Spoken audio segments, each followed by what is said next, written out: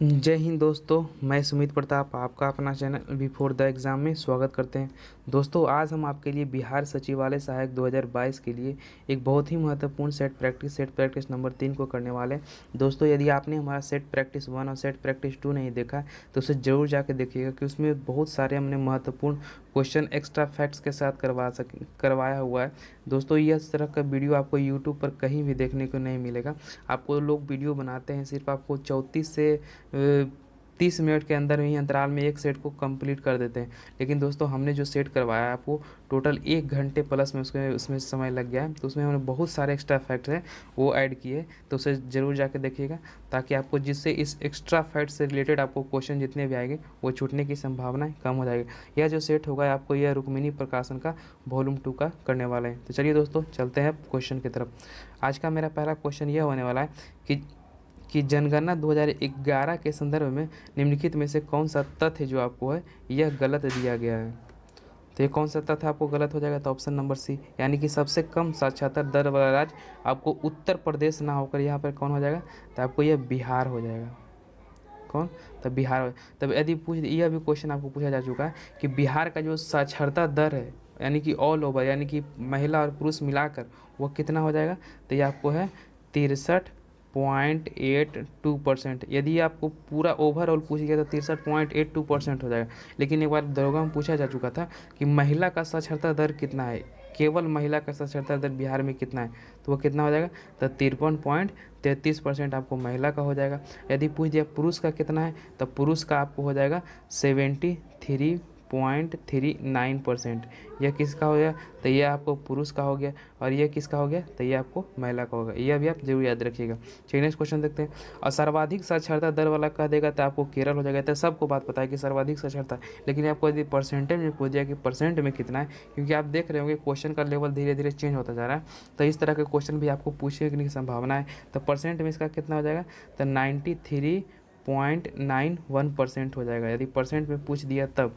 तो चलिए देखते हैं अब नेक्स्ट क्वेश्चन। यदि पूछ दिया कि आपको उत्तर प्रदेश का कितना है, बिहार के बारे में भी जान लिया, उत्तर प्रदेश के बारे में जान लेते हैं, तो आपको 66.72% आपको किसका है, तो आपको ये उत्तर का साक्षरता दर हो जाएगा। चलिए दोस्तों नेक्स्ट क्वेश्चन देखते हैं अब इससे रिलेटेड। अब नेक्स्ट क्वेश्चन की तरफ चलते हैं। मेरा क्वेश्चन नंबर 2 होने वाला है।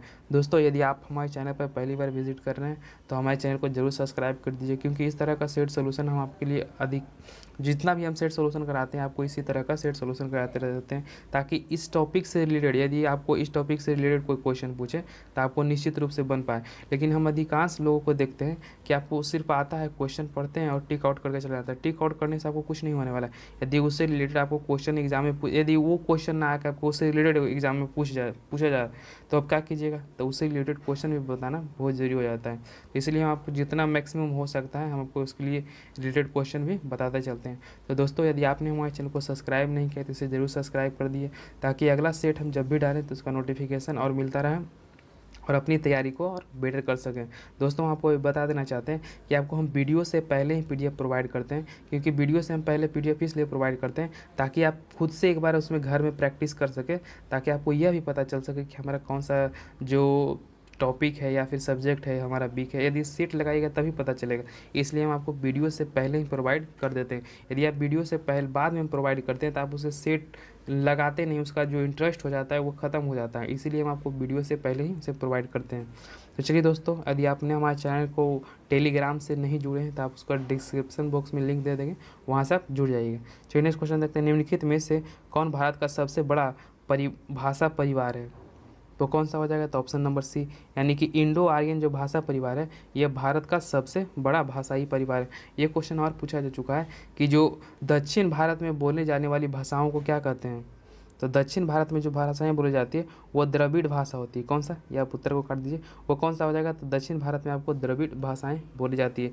यदि आपको कह दिया कि उत्तर भारत में बोले जाने वाली भाषा कैसी है, तो ये आपको आर्य भाषा हो जाएगी। कौन सा, तो यह आपको आर्य भाषा आपको उत्तर यानी कि उत्तरी भारत में और दक्षिण भारत में आपको द्रविड़ बोली जाती है। और एक क्वेश्चन और पूछा जा चुका है कि जो मुंडारी भाषा है, कौन सा, तो आपको जो मुंडारी भाषा है यह किसकी भाषा है, तो यह जो बोली जाती है आपको ऑस्ट्रेलियाई प्लस एशियाई, यानी कि ऑस्ट्रेलियाई भाषा और एशियाई भाषा को मिला दीजिएगा तो आपको मुंडारी भाषा बोली जाती है।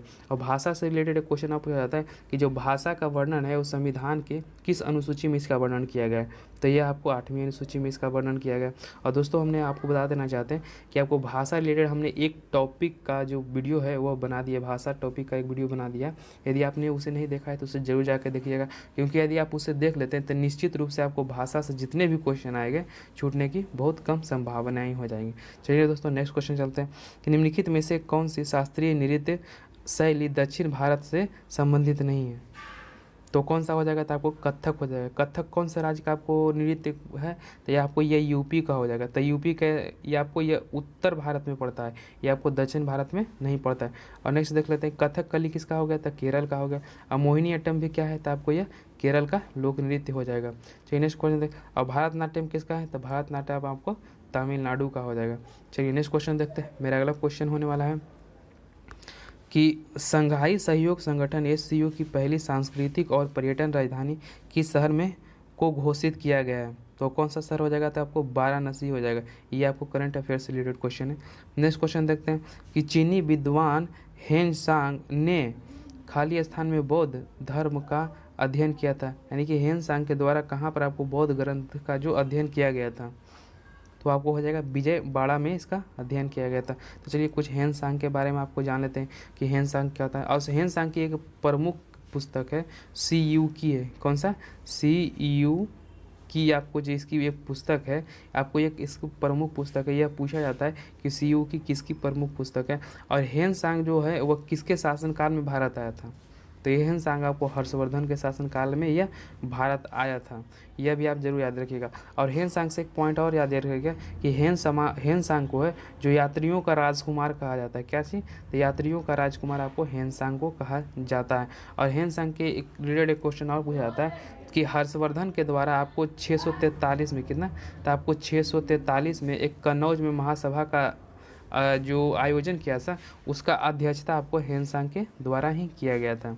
चलिए नेक्स्ट क्वेश्चन देखते हैं। मेरा अगला क्वेश्चन होने वाला है कि निम्नलिखित में से कौन सा आंदोलन 1930 में महात्मा गांधी के नेतृत्व में शुरू किया गया था, 1930 में, तो कौन सा हो जाएगा, तो आपको सविनय अवज्ञा आंदोलन जो महात्मा गांधी के द्वारा 1930 में शुरू किया गया था, इसे भी आप याद रखिएगा। और एक क्वेश्चन और इससे रिलेटेड क्वेश्चन आप याद रखिएगा कि जो एक क्या है, तो इसमें एक खिलाफत आंदोलन है, तो खिलाफत आंदोलन आपको कब शुरू हुआ था, तो यह आपको हुआ था 17 अक्टूबर, कब, इसे भी आप लिख लीजिएगा कि 17 अक्टूबर यह 1919 को यह स्टार्ट हुआ था, कब, तो 17 अक्टूबर यह 1919 को स्टार्ट हुआ था। और भारत छोड़ो आंदोलन तो सबको पता है, लेकिन आप इसे एग्जैक्ट डेट के साथ याद रखिएगा कि 9 अगस्त 1942 को यह स्टार्ट हुआ था, कौन सा, तो भारत छोड़ो आंदोलन स्टार्ट हुआ था। चलिए दोस्तों नेक्स्ट क्वेश्चन देखते हैं। मेरा अगला क्वेश्चन होने वाला है कि ऊर्जा की इकाई के बारे में निम्नलिखित में से कौन सा कथन गलत है, तो ये कौन सा कथन गलत हो जाएगा, तो आपको A नंबर गलत है। तो चलिए सबके बारे में देख लेते हैं सही कोई, यानी कि 1 किलो कैलोरी बराबर कितना होता है, तो 1 कैलोरी होता है, यानी कैपिटल C आपको पोषण आहार कैलोरी के बारे में दर्शा रहा है। चलिए नेक्स्ट क्वेश्चन देखते हैं। 1000 कैलोरी बराबर क्या होता है, तो 1 kcal कैलोरी होता है। और 1 कैलोरी बराबर कितना होता है, तो 184 जूल होता है, 1 कैलोरी बराबर होता है। ये इसे आप जरूर याद रखिएगा, ये क्वेश्चन पूछा जा चुका है। और यह क्यों गलत है, तो यहाँ पर आपको 1 किलोवाट घंटा बराबर कितना होता है, तो 3.6 गुने 10⁻6 होता है, कितना, तो 3.6 गुने 10⁻6 होता है। चलिए नेक्स्ट क्वेश्चन देखते हैं। अब एक क्वेश्चन ऊर्जा से रिलेटेड एक क्वेश्चन और पूछा जाता है कि 1 अर्घ बराबर क्या, तो 1 अर्घ बराबर कितना होता है, तो 10⁻⁷ जूल होता है, आप इसे भी याद रखिएगा। चलिए नेक्स्ट क्वेश्चन देखते हैं। मेरा अगला क्वेश्चन होने वाला है कि फरीद खान ने किस वर्ष शेर शाह की उपाधि धारण की थी, फरीद खान के द्वारा शेर शाह की उपाधि जो कब धारण किया गया था, तो यह आपको 1939, और ऑप्शन नंबर इसका D हो जाएगा। चलिए नेक्स्ट क्वेश्चन देखते हैं। और यह कब या क्यों धारण किया था, यह भी आपको बताते हैं कि आपको जो शेर शाह था ना, वो आपको 1539 में कितना, तो यह 1539 में हुमायूं को पराजित करने के बाद, किसे, तो यह आपको हुमायूं को जब पराजित किया था तो उसी के बाद इसने शेर शाह की उपाधि धारण किया था। और शेर शाह का जो बचपन का नाम था वो आपको क्या था, तो आपको यह फरीद हो जाएगा। चलिए नेक्स्ट क्वेश्चन देखते हैं। और शेर शाह से रिलेटेड एक क्वेश्चन और याद रखिएगा, ये शेर शाह और जो शेर शाह जो दिल्ली की गद्दी पर कब बैठा था, यह भी क्वेश्चन आपको पूछा जाता है। तो दिल्ली की गद्दी पर तब बैठा था तो जब बिलग्राम का युद्ध इसने जीत लिया था।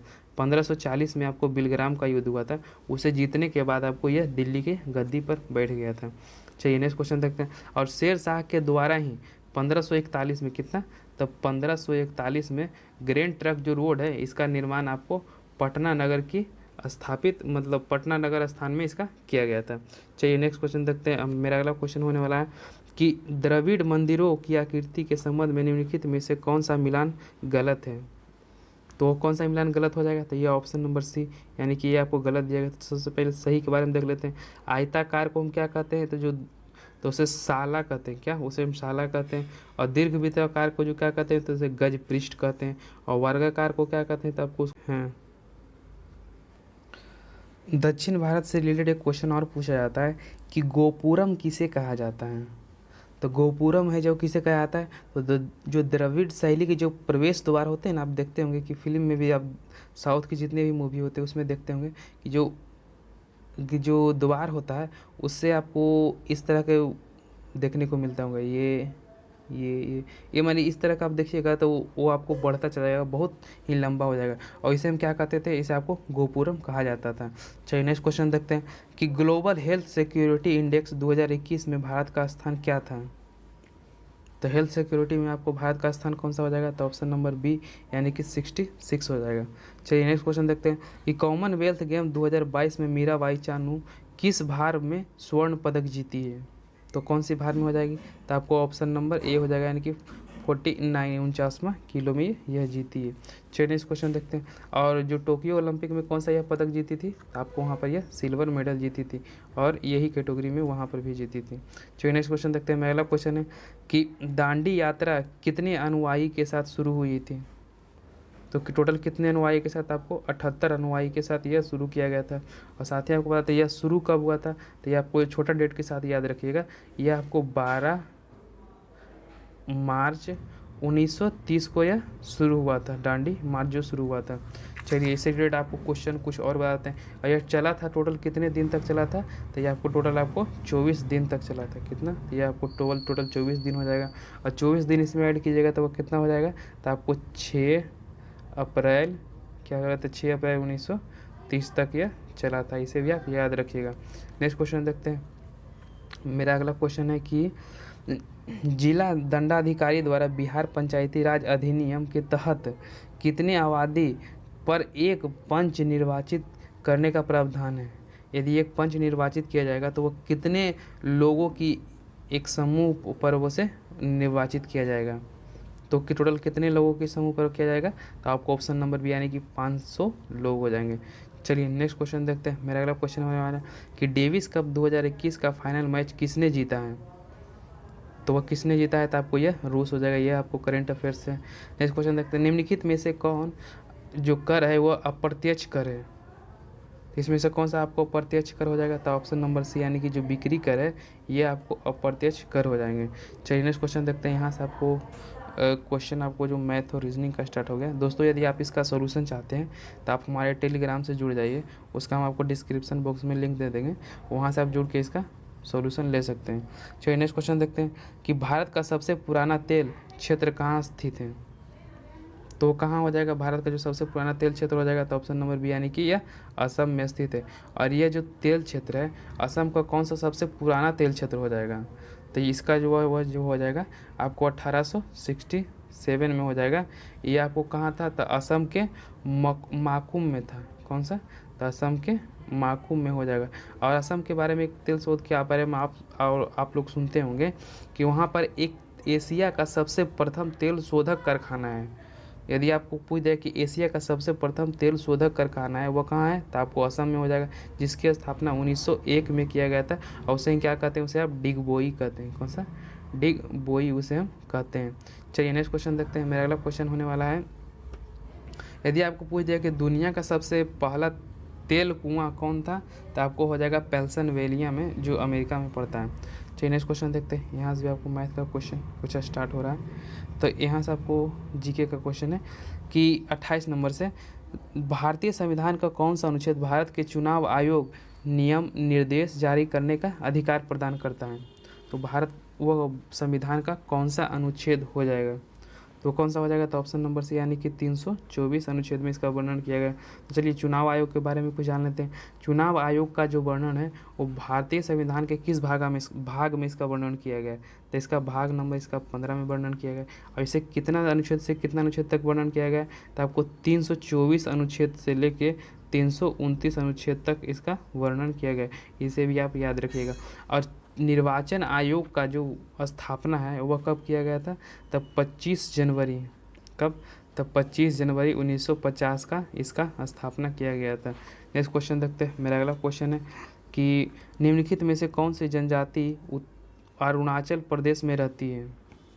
तो वो कौन सी जनजाति होगी? तो ऑप्शन नंबर डी यानी कि नाइसी जनजाति है, जो आपको अरुणाचल प्रदेश में देखने को मिलती है। चलिए नेक्स्ट क्वेश्चन देखते हैं। जनजाति से रिलेटेड एक क्वेश्चन और पूछा जाता है कि जनसंख्या की दृष्टि से सबसे अधिक सबसे अधिक जनजाति जनसंख्या वाला राज्य कौन सा है? तो वो आपको एमपी हो जाएगा। सबसे अधिक जनसंख्या पूछ देगा तो क्या हो जाएगा? तो वह आपको एमपी हो जाएगा। चलिए नेक्स्ट क्वेश्चन देखते हैं। मेरा अगला क्वेश्चन होने वाला है कि भारत के किस राज्य में खीर भवानी मेला आयोजित किया जाता है? खीर भवानी मेला है वो भारत के किस राज्य में आयोजित किया जाता है? तो आपको ये जम्मू कश्मीर हो जाएगा। ऑप्शन नंबर इसका ए हो जाएगा। चलिए नेक्स्ट क्वेश्चन देखते हैं। मेरा अगला क्वेश्चन है कि इम्फाल शांति संग्रहालय मणिपुर को किस देश की ने उपहार में दिया है? जो इम्फाल में एक शांति संग्रहालय है वो किस देश ने उपहार में दिया था? तो आपको यह जापान हो जाएगा। ऑप्शन नंबर सी हो जाएगा। चलिए नेक्स्ट क्वेश्चन देखते हैं। मेरा अगला क्वेश्चन है, आपको निम्नलिखित कथन पर विचार करना है। तो उकाई बांध ताप्ती नदी पर है, पंचेत बांध का निर्माण ब्यास नदी पर किया गया है। तो इसमें बताना है आपको कौन सा कथन, आपको दोनों में से कौन सा कथन सत्य हो जाएगा। तो ये कौन सा हो जाएगा? तो ऑप्शन नंबर सी हो जाएगा। यहाँ पर दो होगा ऑप्शन में, तो ये ऑप्शन नंबर सी यानी कि केवल एक है। जो उकाई है जो वो कौन सी नदी पर है? तो आपको ताप्ती नदी पर बनाई गई है। लेकिन आपको पंचेत जो बांध बनाई गई ये आपको ब्यास नदी पर नहीं होके ये कौन सी नदी पर हो जाएगा? तो ये आपको दामोदर नदी पर हो जाएगी। कौन सा? तो दामोदर नदी पर आपको पंचेत बांध बनाई गई है। चलिए नेक्स्ट क्वेश्चन देखते हैं। कुछ बांध से भी आपको कुछ क्वेश्चन पूछे जाते हैं, तो इसे भी आप जरूर याद रखिएगा कि जो टिहरी बांध है वो कौन सी नदी पर बनाई गई है? तो आपको यह भागीरथी नदी पर हो जाएगी। साथ ही हीराकुंड जो बांध परियोजना है वो किस नदी पर है? तो आपको यह महानदी पर हो जाएगा। और साथ ही उरी जो बांध है वो कौन सी नदी पर है? आप उरी बांध है वो कौन सी नदी पर हो जाएगा? तो आपको यह झेलम पर हो जाएगा, यह झेलम नदी पर हो जाएगा। और दुलहस्ती परियोजना, दुलहस्ती जो बांध है वो किस नदी पर है? तो ये आपको ये चिनाव नदी पर। यह क्वेश्चन बहुत ही बार पूछा जाता है। दुलहस्ती जो बांध है वो कौन सी नदी पर है? तो वह चिनाव नदी पर हो जाएगा। फिर नेक्स्ट क्वेश्चन देखते हैं। किस वर्ष में गोवा एक पुर्तगालियों ने कब्जा कर लिया था? किस वर्ष में गोवा पर पुर्तगालियों ने कब्जा कर लिया था? तो वह कब कर लिया था? तो यह 1510 में कब्जा इसके द्वारा कर लिया गया था। और यह किस शासक, उस समय का वह शासक यानी कि वहाँ के शासक उस समय के कौन थे? तो यूसुफ अब क्यों कौन से थे? तो आपको यूसुफ आदिल शाह जो हो जाएंगे वहाँ के उस समय के शासक थे। और पुर्तगालियों के बारे में आपको भी कुछ बता देते हैं कि जो पुर्तगाली जो छीने थे उस समय के कौन थे? तो आपको अल्फांसो डी अल्बुकर, कौन था? अल्फांसो डी अल्बुकर हो जाएंगे आपको वहाँ के उस समय के गवर्नर हो जाएंगे। और पुर्तगाली के बारे में एक और क्वेश्चन पूछा जाता है कि ब्लू वाटर पॉलिसी है वह किसके द्वारा प्रस्तुत किया गया था? कौन सी पुर्तगाली के द्वारा प्रस्तुत किया गया था? तो आपको अल्मीडा हो जाएंगे। कौन सा? तो ब्लू वाटर जो पॉलिसी लाई गई थी आपको यह अल्मीडा के द्वारा लाया गया था। चलिए नेक्स्ट क्वेश्चन देखते हैं। मेरा अगला क्वेश्चन होने वाला है,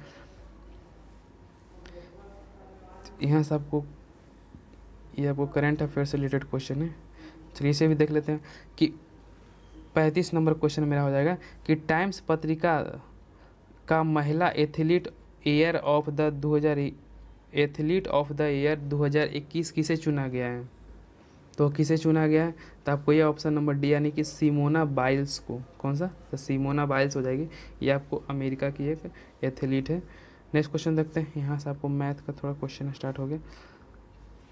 तो अगला क्वेश्चन देख लेते हैं कि 37 नंबर मेरा क्वेश्चन होने वाला है कि पंचायत राज से संबंधित कथनों में निम्न में से कौन सा सही नहीं है। तो इसमें से कौन सा आपको सही नहीं हो जाएगा, ये आपको बताना होगा कि इसमें से कौन सा सही नहीं हो जाएगा।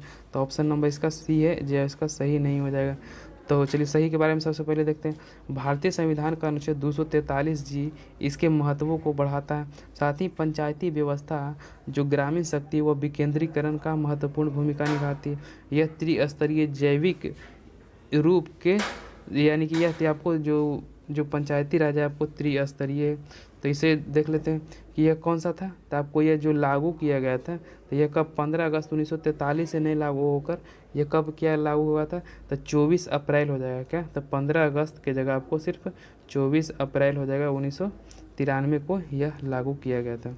चलिए नेक्स्ट क्वेश्चन देखते हैं। मेरा अगला क्वेश्चन हो रहा है कि संविधान सभा की समितियों और नेताओं को इनमें से कौन सा युग्म गलत है। तो ये कौन सा युग्म इसमें गलत दिया गया है। तो इसमें आपको ए नंबर है जो युग्म आपको गलत दिया गया। तो सबसे पहले हम सही के बारे में देख लेते हैं। प्रांतीय संविधान समिति के अध्यक्ष कौन हो जाएंगे। तो आपको सरदार वल्लभ भाई पटेल हो जाएंगे। और राज्य समिति के अध्यक्ष जवाहरलाल नेहरू हो जाएंगे। मसौदा समिति के अध्यक्ष कौन सा हो जाएगा। तो आपको BR अम्बेडकर हो जाएंगे।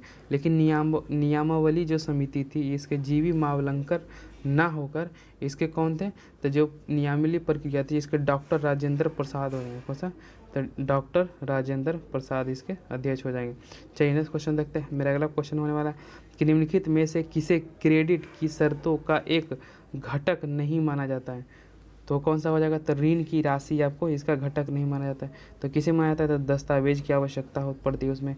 और ब्याज दर कितना होना चाहिए आपको। यदि आप किसी भी क्रेडिट कार्ड यानी कि ऋण ले रहे हैं तो आपको सबसे महत्वपूर्ण चीज़ होता है कि वह ब्याज कितना ले रहा है, कितना % ले रहा है। और संपार्श्विक इसमें भी महत्वपूर्ण हो जाता है। चलिए नेक्स्ट क्वेश्चन देखते हैं। अगला क्वेश्चन है कि राज्यसभा के सदस्य के रूप में चुने जाने के लिए आवश्यक न्यूनतम आयु कितनी होनी चाहिए।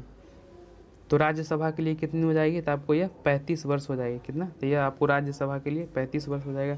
यदि आपको पूछ दिया कि लोकसभा के लिए कितना हो जाएगा तो लोकसभा के लिए 25 वर्ष हो जाएगा। लेकिन यदि आपको कह दिया कि पंचायती राज में यदि आपको मुखिया का चुनाव लड़ना है तो उसके लिए टोटल उम्र की कितनी अधिकतम उम्र होना यानी कि न्यूनतम उम्र कितनी होनी चाहिए। तो आपको यह हो जाएगा 21 वर्ष। नेक्स्ट क्वेश्चन देखते हैं कि भारतीय संविधान के निम्नलिखित में से कौन सी अनुसूची दल बदल से संबंधित है। तो कौन सी हो जाएगी। तो आपको 10वीं जो अनुसूची है ये आपको दल बदल से संबंधित है। और यह जोड़ी कब गई थी यह भी आपको क्वेश्चन पूछा जा चुका है कि यह जो दल बदल अधिनियम है वह कब जोड़ी गई थी और कौन से संविधान संशोधन के तहत जोड़ी गई थी। तो आपको यह 52वें संविधान संशोधन के तहत हो जाएगा। यह 1985 में जोड़ी गई थी। इसे भी आप याद रखिएगा। नेक्स्ट क्वेश्चन देखते हैं। और जो आपको 5वीं अनुसूची है ये किस चीज़ के बारे में वर्णन करता है। तो अनुसूचित जनजाति प्रशासन यानी कि जो अनुसूचित जनजाति है उसके प्रशासन और नियंत्रण के बारे में आपको 5वीं अनुसूची इसका वर्णन करती है। और 7वीं अनुसूची कौन सा है। तो 7वीं अनुसूची आपको है केंद्र और राज्य के जो बीच जो शक्तियों का विभाजन है वो आपको 7वीं अनुसूची में इसका वर्णन किया गया। और तीसरी अनुसूची में किसका वर्णन किया गया।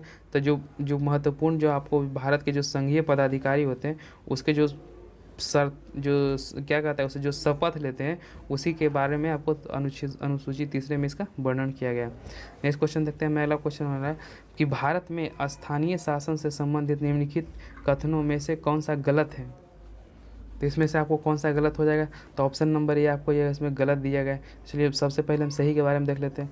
प्रत्येक स्तर पर ग्राम पंचायत में अध्यक्षों के पदों की कुल संख्या कम से कम 1/3 महिलाओं के लिए यानी कि जितना भी आपको पंचायत राज पर स्तर अध्यक्ष बनेंगे उसके 1/3 आपको जो महिला के लिए इसमें आरक्षण दिया गया है। नेक्स्ट क्वेश्चन देखते हैं कि चुनाव आयोग पंचायती चुनाव का आयोजन करता है। जो राज्य चुनाव आयोग है ये आपको जो जितने भी पंचायती जो चुनाव रिलेटेड होते हैं आपको राज्य सरकार के द्वारा किए जाते हैं राज्य चुनाव आयोग के द्वारा। भारतीय गांवों के सभी मतदाता ग्राम सभा के सदस्य होते हैं। जितने भी भारत के गांव के मतदाता होते हैं सभी ग्राम सभा के क्या होते हैं तो सदस्य होते हैं। चलिए इसके बारे में देख लेते हैं कि जो भाग इसमें कितना तो भाग 9 में इसका वर्णन किया गया। यह सही बात है। लेकिन 42वें संविधान संशोधन के माध्यम से भारतीय संविधान में इसे जोड़ा गया। तो पंचायती राज को 42वें संविधान संशोधन के माध्यम से जोड़ा गया है। यह आपको सही कथन गलत नहीं दिया गया। यह आपको कौन सा हो जाएगा। तो आपको 73 कितना हो जाएगा आपको 73वें संविधान संशोधन के द्वारा यह जोड़ा गया है। चलिए नेक्स्ट क्वेश्चन देखते हैं। मेरा अगला क्वेश्चन होने वाला है कि विद्युत धारा उत्पन्न करती है। तो विद्युत धारा है जो आपको क्या उत्पन्न करती है, तो क्या हो जाएगा, तो ऑप्शन नंबर डी यानी कि ये सभी उत्पन्न करती है। तो रासायनिक प्रभाव भी उत्पन्न करती है, विद्युत चुंबकीय प्रभाव भी करती है, उसमें चुंबकीय उष्मीय प्रभाव भी, यानी कि जहाँ से विद्युत गुजरेगी वो आपको देखते हुए करंट जहाँ से गुजरती है तो जो नॉर्मल तार होती है वह क्या होती है, वह हीट भी हो जाती है। और रासायनिक प्रभाव भी उसमें देखने को मिलता है कि वह जल जाती है, तो उसमें रासायनिक क्रिया होती है तभी ना वो जलती है। और चुंबकीय प्रभाव यानी कि जो जो जहाँ से धारा गुजरती है वहाँ एक चुंबकीय क्षेत्र का निर्माण कर लेती है, यदि आप उसके समीप जाइएगा तो वो अपने ओर आकर्षित कर लेती है। ये तीनों क्या है, तो ये आपको उसमें निहित रहती है। नेक्स्ट क्वेश्चन देखते हैं, वायु कोष फेफड़े के भीतर सूक्ष्मतम नलिकाओं के रूप में संपन्न होती है, उसे क्या कहते हैं, तो उसे हम क्या कहेंगे, तो उसे हम ऑप्शन नंबर बी यानी कि वायु कूपिका कहेंगे। क्या, उसे वायु कूपिका कहते हैं। और फेफड़े की जो इकाई होती है, आप इसे भी याद रखिएगा, फेफड़े की इकाई को क्या कहते हैं, तो उसे एल्वियोली कहते हैं। चलिए नेक्स्ट क्वेश्चन देखते हैं। मेरा अगला क्वेश्चन है कि वह प्रक्रिया जिसमें एक अधिक महंगी वस्तु को एक महंगी धातु को एक सस्ती धातु के ऊपर विद्युत की मदद से निक्षेपित किया जाता है, तो उसे हम क्या कहते हैं, तो उसे क्या कहेंगे, तो आपको इलेक्ट्रोप्लेटिंग कहेंगे। क्या, तो ऐसे हम इलेक्ट्रोप्लेटिंग कहते हैं। चलिए नेक्स्ट क्वेश्चन देखते हैं कि विभिन्न रंगों का प्रकाश जब वायु से होकर संचरित होती है तो क्या होता है, तो वहाँ पर क्या होगा, तो ये आपको वहाँ पर आपको समान वेग देखने को मिलेगा। क्या, तो वहाँ पर आपको समान वेग देखने को मिलता है। चलिए नेक्स्ट क्वेश्चन देखते हैं। मेरा अगला क्वेश्चन है कि शिविर पाइप बनाने होते हैं, यदि शिविर पाइप बनाने होते हैं वो किसके बने होते हैं, तो वह किसके बने हो जाएंगे, तो ऑप्शन नंबर ए हो जाएगा, यानी कि ये आयरन, कास्ट आयरन के शिविर पाइप जितने भी होते हैं ये आपको बने होते हैं। चलिए नेक्स्ट क्वेश्चन देखते हैं। मेरा अगला क्वेश्चन है कि एक सतह को दूसरी सतह से फिसलने पर गति का विरोध करने वाला जो बल होता है उसे हम क्या कहते हैं, तो उसे हम घर्षण कहते हैं। यदि आप एक वस्तु को इधर से ले जा रहे हैं और यह वस्तु यदि रख रही है यहाँ पर उखड़ रही है, तो यहाँ पर जो घर्षण होगा उसे हम क्या कहते हैं, जो बल लगेगी अवरोध में, जो बल लगती है विरोध में, तो उसे हम क्या कहते हैं, उसे हम घर्षण कहते हैं। यहाँ से आपको थोड़ा नेक्स्ट क्वेश्चन देखते हैं। मेरा अगला क्वेश्चन होने वाला है कि कंपनशील वस्तु की माध्यम अवस्था में अधिकतम दूरी क्या कहलाती है, तो उसको अधिकतम दूरी को हम क्या कहते हैं, तो ऑप्शन नंबर सी यानी कि उसे हम आयाम कहते हैं। दोस्तों यदि आपने हमारे चैनल को अभी तक सब्सक्राइब नहीं किया है तो इसे जरूर सब्सक्राइब कर लीजिए, क्योंकि इस तरह का सेट सोल्यूशन हम आपके लिए रेगुलर प्रोवाइड करेंगे जो कि आपकी तैयारी को और बेटर करेगा और साथ ही आप अच्छे लेवल पर एक पहुंच सकें। क्योंकि इसमें देख रहे होंगे कि जितना आप हमसे महत्वपूर्ण इसमें एक्स्ट्रा फैक्ट बन सकते हैं जो कि रिलेटेड क्वेश्चन आपको एग्जाम में पूछे जाते हैं, वो सारे क्वेश्चन हम इसमें ऐड करते चलते हैं। इस तरह का सेट सोल्यूशन आपको यूट्यूब पर कहीं भी देखने को नहीं मिलेगा। सभी लोग आते हैं सिर्फ आपको टिक आउट करके चले जाते हैं, ऐसा सोल्यूशन से आपको कुछ होने वाला नहीं। हम आपको इसमें एक्स्ट्रा फैक्ट जितने भी बन सकते हैं सारे को हम इसमें ऐड करते हैं, ताकि इससे रिलेटेड क्वेश्चन आपको एग्जाम में पूछा जाए तो उससे आप उसे हल करके अच्छा स्कोर कर सके। तो दोस्तों यदि आपने हमारे चैनल को सब्सक्राइब नहीं किया है तो उसे ज़रूर सब्सक्राइब कीजिए और साथ ही आप हमारे टेलीग्राम से जुड़ जाइए ताकि वहाँ से आपको वीडियो से पहले ही हम पीडीएफ प्रोवाइड करते हैं, उसका लाभ आप ले सकें। हमने बता ही दिया था कि वीडियो से पहले हम आपको पीडीएफ क्यों प्रोवाइड करते हैं। चलिए नेक्स्ट क्वेश्चन देखते हैं। इससे रिलेटेड क्वेश्चन भी कुछ आपको बता देते हैं कि जो आवृत्ति का जो एसआई मात्रक होता है वो आवृत्ति का एसआई मात्रक का क्या होता है, तो इसका हर्ट्ज होता है। और ये इससे रिलेटेड क्वेश्चन और पूछा जाता है कि जो यदि कहता है कि जो किसी का जो आवाज़ पतला या मोटा होता है वह किसके कारण होता है, तो वह किसके कारण होता है, तो तारात्व के कारण होता है। किसके कारण, तो वह तारात्व के कारण होता है। चलिए नेक्स्ट क्वेश्चन देखते हैं। उदासीनीकरण अभिक्रिया में अम्ल क्षार के साथ क्रिया कर देता है तो वह क्या बनाता है, यदि अम्ल क्षार के साथ क्रिया करेगा तो वह क्या बना के देगा, तो यह क्या बना के देगा, तो ऑप्शन नंबर डी हो जाए कि लवण और यह जल बनाकर देता है। चलिए नेक्स्ट क्वेश्चन देखते हैं। मेरा अगला क्वेश्चन है 52 नंबर हो जाएगा कि 52 नंबर मेरा क्वेश्चन है कि कैसा क्या है, तो कैप्साइन सिनोइड्स कैरोटीनाइड फोनिक्स विटामिन निम्नलिखित में से किस खाद्य पदार्थ में पाए जाते हैं, तो कौन से खाद्य पदार्थ में आपको ये सब पाए जाते हैं, तो आपको मिर्ची में पाया जाता है। किसके कारण, यह मिर्ची। तो आप एक बात यह याद रखिएगा, मूली के बारे में कोई क्वेश्चन पूछा जाता है कि जो मूली का जो तीखापन होता है वह किसके कारण होता है, तो यह किसको कारण होता है, तो यह आपको आइसोथायोसाइनेट्स के कारण होता है। आप साइनेट्स ही याद रखिएगा किसके कारण, तो आपको लिख देते हैं यहाँ पर आइसोथायो क्या है, तो थायोसाइनेट्स के कारण यह होता है, साइनेट्स के कारण यह होता है। मूली का जो तीखापन होता है वो आइसोथायोसाइनेट्स के कारण होता है। लेकिन पूछ दिया कि आपको जो लहसुन का जो है, देखिए यहाँ पे लिखा हुआ है कि जो लहसुन का जो आपको उसमें गंध होता है वो किसके कारण देखने को मिलता है, तो आपको यह सल्फर के कारण देखने को मिलता है। चलिए नेक्स्ट क्वेश्चन देखते हैं कि ताजमहल किस प्रदूषण से खतरा उत्पन्न होता है। आपको ताजमहल का सबसे अधिक खतरा किस प्रदूषण से है, तो आपको ऑप्शन नंबर बी यानी कि SO2 से हो जाएगा। चलिए नेक्स्ट क्वेश्चन देखते हैं कि परमाणुओं के किस समूह की परमाणु त्रिज्या समान होती है, तो वो किसकी परमाणु त्रिज्या समान है, तो ऑप्शन नंबर सी यानी कि FeCO हो जाएगा। यानी कि Fe से क्या होगा, तो आयरन हो गया, CO से कोबाल्ट हो गया, Ni से निकेल हो गया। चलिए नेक्स्ट क्वेश्चन देखते हैं। मेरा अगला क्वेश्चन है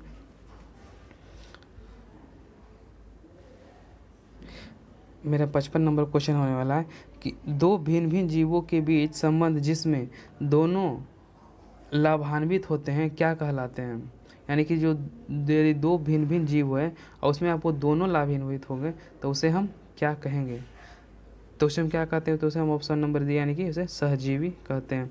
चलिए नेक्स्ट क्वेश्चन देखते हैं। तो आप इसे भी जान लीजिएगा कि सहजीवी कहते हैं किसे, सहजीवी जो है आपको एक लाइकेन होता है, लाइकेन को क्या कहते हैं, सहजीवी कहते हैं। लाइकेन से एक क्वेश्चन रिलेटेड आता है कि लाइकेन किसके किसके मिलने से बनता है, तो लाइकेन आपको किसके मिलने से बनता है, तो कवक प्लस यदि हम शैवाल को मिला देंगे तो क्या बनेगा, तो वह लाइकेन बन जाएगा। आप इसे भी याद रखिएगा। अब मृतो परजीवी किसे कहते हैं, तो इसे भी आप याद रखिएगा कि मृतो परजीवी है हम उसे कहते हैं जो आपको जो सड़े गले पदार्थों का जो अमिश्रण होता है, जो जितने भी आपको सड़े गले पदार्थ मिलेंगे वो कैसे होंगे, तो आपको वह मृतो परजीवी होंगे। यदि पूछ दिया कि परजीवी किसे कहते हैं, तो परजीवी भी आपको क्वेश्चन में पूछा जाता है, तो परजीवी किसे कहते हैं, यह जीव होता है जो एक दूसरे जीव पर आश्रित होते हैं। यानी कि एक जीव है वह दूसरे जीव पर यदि आश्रित रहेंगे तो उसे हम क्या कहेंगे, तो उसे हम परजीवी कहते हैं। चलिए दोस्तों नेक्स्ट क्वेश्चन देखते हैं कि नाइट्रोजन का परमाणु क्रमांक कितना होता है, तो यह टोटल कितना होता है, तो आपको यह 7 देखने को मिलता है। चलिए नेक्स्ट क्वेश्चन देखते हैं। और नाइट्रोजन के बारे में एक बात और जान लीजिए कि जो नाइट्रोजन है उसका खोज किसने किया था, तो इसका खोज आपको रदरफोर्ड के द्वारा किया गया था। किसके द्वारा, तो आपको रदरफोर्ड के द्वारा यह किया गया था। नेक्स्ट क्वेश्चन देखते हैं। मेरा अगला क्वेश्चन है कि एक प्रवर्तक सतह अंदर की ओर वक्रीय, यानी कि ये जो एक प्रवर्तक सतह है वो अंदर की ओर धंसा हुआ है तो उसे हम क्या कहेंगे, तो वो कौन सा हो जाएगा, तो आपको वो अवतल दर्पण हो जाएगा। कौन सा, तो अवतल दर्पण आपको अंदर की ओर धंसा हुआ होता है। चलिए नेक्स्ट क्वेश्चन देखते हैं। पहला क्वेश्चन है गेहूं में काला कीट रोग उत्पन्न होता है, तो गेहूं में जो काला कीट रोग है वह किसके कारण उत्पन्न होता है, तो वह आपको ऑप्शन नंबर सी हो जाएगा, यानी कि पैक्सीनिया के द्वारा यह उत्पन्न होता है। नेक्स्ट क्वेश्चन देखते हैं कि अस्कर्बिक अम्ल होता है, तो कौन सा विटामिन में अस्कर्बिक अम्ल, तो ऑप्शन नंबर सी हो जाएगा, यानी कि विटामिन सी में आपको अस्कर्बिक अम्ल देखने को मिलते हैं। और इससे रिलेटेड आपको क्वेश्चन पूछा जाता है जो विटामिन बी यानी कि विटामिन ए है उसका रासायनिक नाम पूछा जाता है, तो विटामिन ए का रासायनिक नाम क्या होगा, तो आपको रेटिनॉल इसका रासायनिक नाम हो जाएगा। अब विटामिन डी का सबसे अधिक बार क्वेश्चन पूछा जा चुका है कि विटामिन डी का रासायनिक नाम क्या है, तो विटामिन डी का रासायनिक नाम क्या हो जाएगा, तो कैल्सीफिरॉल इसका रासायनिक नाम हो जाएगा।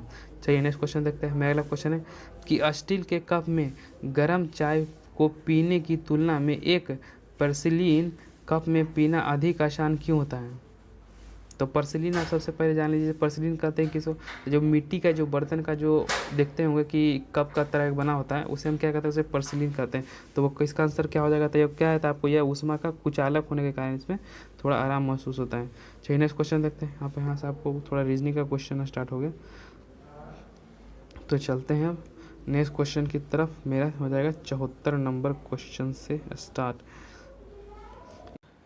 वह प्रक्रिया जिसमें किसी पदार्थ में से विद्युत धारा प्रवाहित करने पर पदार्थ में रासायनिक परिवर्तन हो जाता है तो उसे हम क्या कहते हैं, तो उसे हम कहते हैं विद्युत अपघटन कहते हैं। क्या, तो उसे हम विद्युत अपघटन कहते हैं। चलिए दोस्तों नेक्स्ट क्वेश्चन देखते हैं। बड़ी आंत्र अवशोषित करती है, जो बड़ी आंत्र होती है वह क्या अवशोषित करती है, तो क्या अवशोषित करती है, तो आपको यह जल का अवशोषण पूर्णतः करती है। और बड़ी आंत की एक बार लंबाई पूछा जा चुका है कि बड़ी आंत की जो लंबाई होती है वो कितनी होती है, तो 1.5 मीटर होता है। कितना, तो 1.5 मीटर होता है। यदि आपको पूछ दिया कि इसकी चौड़ाई कितनी होती है, तो चौड़ाई आपको 4.7 सेंटीमीटर होता है। चलिए नेक्स्ट क्वेश्चन देखते हैं। मेरा अगला क्वेश्चन है कि गुरुत्व के कारण चंद्रमा की सतह पर त्वरण, जो गुरुत्व के कारण है जो चंद्रमा की सतह पर त्वरण होता है तो त्वरण आपको उसमें कहाँ देखने को मिलता है? तो ऑप्शन नंबर सी, यानी कि लगभग पृथ्वी के सतह के निकट 1/6 गुना होता है। चलिए नेक्स्ट क्वेश्चन देखते हैं कि जब हम समुद्र तल से पर्वत के शिखर तक जाते हैं तो दाब किस प्रकार परिवर्तित होता है? तो दाब को किस प्रकार परिवर्तित होगा? तो ऑप्शन नंबर डी, यानी कि कम हो जाएगा। चलिए नेक्स्ट क्वेश्चन देखते हैं। मेरा अगला क्वेश्चन होने वाला है क्वेश्चन नंबर आपको 78 कि पूर्ण द्वार मिलता है, जो पूर्ण द्वार होता है वह मिलता है कहाँ मिलता है? तो किस में आपको देखने को मिलता है ये सब? तो आपको प्लेनेरिया में, आपको क्या होगा? तो यह प्लेनेरिया में, और ख़ास करके यह प्लेनेरिया में ही मिलता है। आपको किसी में भी आपको ऐसा जीव में आपको नहीं देखने को मिलता है। और जो प्लेनेरिया है वह कैसा है? ये आपको एक चिपटा कृमि है। कौन सा? ये आपको चिपटा कृमि है। और जो पूर्ण द्वार जो होता है, पूर्ण द्वार जो होता है, ये आपको एक जनन की प्रक्रिया है। कौन सा? तो ये आपको यह जनन की प्रक्रिया, इसे भी आप याद रखिएगा। लेकिन एक सबसे भिन्न जनन की प्रक्रिया, आप यह आमतौर पर और किसी में नहीं देखा जाता है, इसलिए क्वेश्चन इंपॉर्टेंट हो जाता है। चलिए नेक्स्ट क्वेश्चन देखते हैं। स्तनियों में मादा द्वितीयक लैंगिक लक्षण कौन से हार्मोन द्वारा विकसित होते हैं?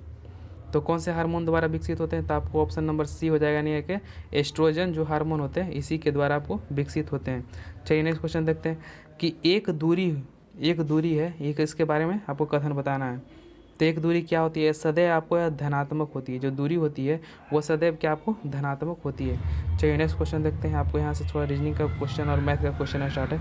दोस्तों यदि आप इसका PDF सॉल्यूशन डाउनलोड करना चाहते हैं तो आप हमारे टेलीग्राम से जुड़ जाइए, वहाँ पर आपको हम इसका PDF सॉल्यूशन भी प्रोवाइड करते चलेंगे। तो चलिए दोस्तों चलते हैं हम नेक्स्ट क्वेश्चन की तरफ। मेरा अगला क्वेश्चन होने वाला है, मेरा अगला क्वेश्चन आपको 114 नंबर से स्टार्ट हो जाएगा। कितना है? तो 114 नंबर में कहाँ दिया गया है? 114 नंबर क्वेश्चन, एक क्वेश्चन देखिए यहाँ पर दिया गया कि भारतीय संविधान के अनुसार राज्य के राज्यपाल बनने के लिए व्यक्ति की न्यूनतम आयु कितनी होनी चाहिए? तो जो व्यक्ति के राज्यपाल बनने की न्यूनतम आयु कितनी होनी चाहिए? तो आपको 35 वर्ष होनी चाहिए। कितना? तो टोटल 35 वर्ष होनी चाहिए। और इसकी बारे में एक बात और याद रखिएगा, जो राज्यपाल जो होते हैं राज्य विधानसभा के कुल सदस्य के 1/6 भाग द्वारा नामित किए जाते हैं, यानी कि 1/6 भाग के द्वारा वहाँ से नामित किए जाते हैं। चलिए नेक्स्ट क्वेश्चन देखते हैं। मेरा अगला क्वेश्चन इससे रिलेटेड क्वेश्चन और याद रखिएगा कि 154 अनुच्छेद है जो राज्यपाल से रिलेटेड है, वो आपको राज्यपाल की जो कार्य शक्ति होती है ना, उसी के बारे में इसमें वर्णन किया गया है। कितना? तो अनुच्छेद नंबर 154 में इसका वर्णन किया गया। तो चलिए दोस्तों अब चलते हैं क्वेश्चन नंबर 124 की तरफ। मेरा क्वेश्चन नंबर 124 हो जाएगा यहाँ से कि हड़प्पा सभ्यता के लोग थे। तो हड़प्पा की सभ्यता के जो लोग थे वह कैसे लोग थे? तो आपको सहरिये हो जाएंगे। कौन सा? तो यह सहरिये हो जाएगा। तो हड़प्पा सभ्यता के बारे में एक बात ये और याद रखिएगा कि इसकी खोज कब किया गया था? तो इसकी खोज आपको 1921 में किया गया था। और किसके द्वारा? तो दयाराम साहनी के द्वारा किया गया था। और इसका जो किस नदी के किनारे है, तो कौन सी नदी के किनारे हो जाएगा? तो आपको यह रावी नदी के किनारे यह हो जाएगी। और जो वैदिक सभ्यता कैसी थी? तो आपको यह ग्रामीण सभ्यता हो जाएगी। वैदिक सभ्यता आपको ग्रामीण सभ्यता हो जाएगी। नेक्स्ट क्वेश्चन देखते हैं कि जैनियों के पहले तीर्थकर कौन थे? जो जैन धर्म के जो पहले तीर्थकर थे वो कौन से थे? तो आपको ऋषभ देव हो जाएंगे। कौन सा? तो ऋषभ देव हो जाएगा। यदि आपको लास्ट पूछ दिया जाएगा तो यदि कि उसमें लास्ट कौन थे, तो उसमें जो लास्ट थे आपको महावीर स्वामी थे, जो 24वें तीर्थकर हुए थे। नेक्स्ट क्वेश्चन देखते हैं कि निम्नलिखित में से कौन सा सौर मंडल का भाग नहीं है? तो कौन सा हो जाएगा? तो ऑप्शन नंबर डी, यानी कि जो निहारिका है आपको सौरमंडल का भाग नहीं हो जाएगा। नेक्स्ट क्वेश्चन देखते हैं कि उत्तर रामचरित्र निम्न में से किसकी रचना है? तो यह किसकी रचना आपको हो जाएगा? तो यह आपको हो जाएगा, आपको ऑप्शन नंबर ए, यानी कि भव्य विभूति का यह रचना हो जाएगी। चलिए नेक्स्ट क्वेश्चन देखते हैं। और शूद्रक जो है, शूद्रक ये जो है, यानी कि जो शूद्रक नहीं सॉरी जो शूद्रक जो पुस्तक इनके द्वारा बहुत ही महत्वपूर्ण पुस्तक ली गई आपको मिर्च कटिकम, जो मिर्च कटिंगम है ये आपको यह शूद्रक के द्वारा लिखी गई है। और विशाख दत्त के द्वारा एक क्वेश्चन पूछा जाता है कि विशाख दत्त के द्वारा एक मुद्रा राक्षस पुस्तक है, और देवी चंद्रगुप्तम, एक देवी चंद्रगुप्तम हो गया, और एक मुद्रा राक्षस जो पुस्तक है ये आपको विशाख दत्त के द्वारा लिखा गया है। चलिए नेक्स्ट क्वेश्चन देखते हैं। संविधान, भारत का संविधान किस प्रकार का है? तो भारत का संविधान आपको नम्य और क्या है? तो अनम्य है, यानी कि हार्ड भी है और नॉर्मल भी है। चलिए नेक्स्ट क्वेश्चन देखते हैं। और यह कथन किसका है? तो यह आपको है कथन केसी व्हीलर का है, केसी व्हीलर का हो जाएगा। चलिए नेक्स्ट क्वेश्चन देखते हैं। मेरा अगला क्वेश्चन होने वाला है कि भारत में ग्रामीण क्षेत्र की कौन सी बेरोजगारी अधिक पाई जाती है। जो भारत क्षेत्र में जो ग्रामीण में सबसे अधिक बेरोजगारी है, ऑप्शन नंबर बी यानी कि अदृच बेरोजगारी सबसे अधिक देखी जाती है। चलिए आपको नेक्स्ट क्वेश्चन देखते हैं कि निम्न में युग्मों में से कौन सा सुमेलित नहीं है। तो इसमें से आपको कौन सा सुमेलित नहीं हो जाएगा ये आपको बताना है। तो इसमें आपको दिया गया है कि आपको देश दिया गया है और साथ ही में इसको मुद्रा दिया गया है। तो ऑप्शन नंबर बी इसमें सुमेलित नहीं है। तो चलिए देख लेते हैं। जापान की मुद्रा येन हो गया, ब्राज़ील की मुद्रा रियल हो गया, और इज़राइल की मुद्रा क्या है, तो इज़राइल की मुद्रा डॉलर ना होके क्या हो जाएगा, तो आपको वहाँ की न्यू शेकेल है क्या, तो न्यू शेकेल है, आपको इज़राइल की मुद्रा हो जाएगा। लेकिन चीन की मुद्रा क्या है, तो चीन की आपको युआन हो जाएगा। नेक्स्ट क्वेश्चन देखते हैं। आपको इसमें रीजनिंग का क्वेश्चन हो गया, तो यहाँ से आपको 134 नंबर क्वेश्चन से फिर स्टार्ट हो जाएगा। यहाँ से देखते हैं कि हाइड्रोपोनिक्स का संबंध किससे है। तो हाइड्रोपोनिक्स का संबंध आपको ऑप्शन नंबर ए हो जाएगा, यानी कि मिट्टी के बने पौधे की वृद्धि को क्या कहते हैं, तो उसे हम हाइड्रोपोनिक्स कहते हैं। नेक्स्ट क्वेश्चन देखते हैं कि हितोपदेशी नामक पुस्तक के लेखक कौन हो जाएंगे। तो इसको ये आपको हो जाएगा ऑप्शन नंबर बी यानी कि नारायण पंडित हो जाएंगे।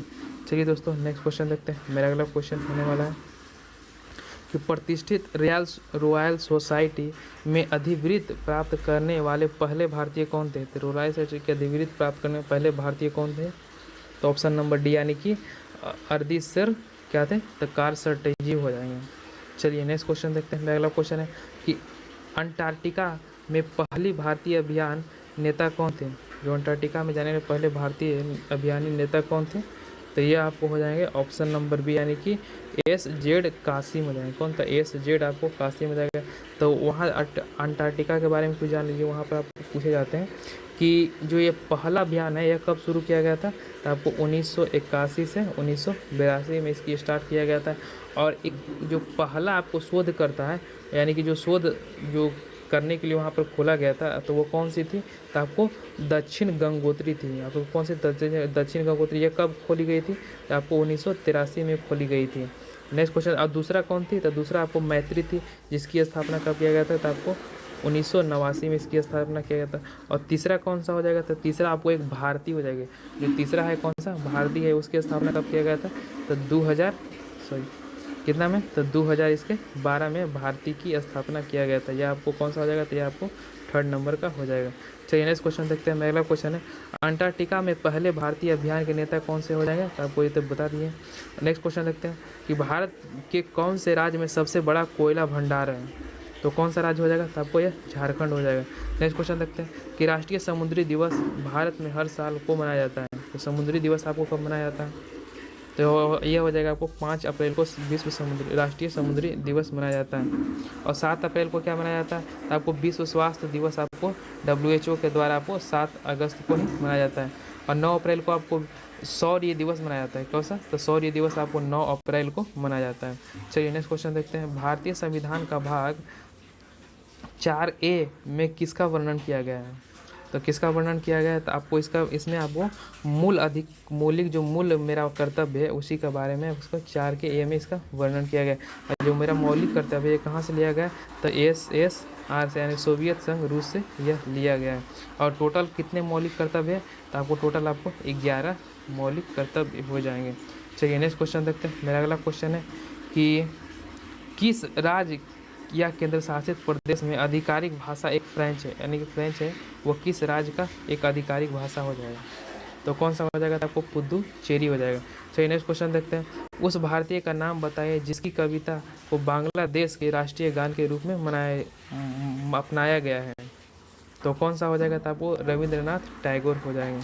चलिए दोस्तों नेक्स्ट क्वेश्चन देखते हैं। भारत में कौन सा राज्य चावल का सबसे बड़ा उत्पादक राज्य है, तो कौन सा राज्य होगा, तो ऑप्शन नंबर डी यानी कि पश्चिम बंगाल जो चावल के लिए सबसे बड़ा उत्पादक राज्य होगा। यदि पूछ दिया कि आलू और गेहूं का कौन सा हो जाएगा, तो आलू और गेहूं के लिए आपको यूपी हो जाएगा। और दलहन के बारे में सबसे अधिक पूछा जाता है, दलहन के लिए कौन सा हो जाएगा, तो दलहन में सबसे अधिक कौन सा राज्य में, तो आपको MP में इसका उत्पादन सबसे अधिक हो जाएगा।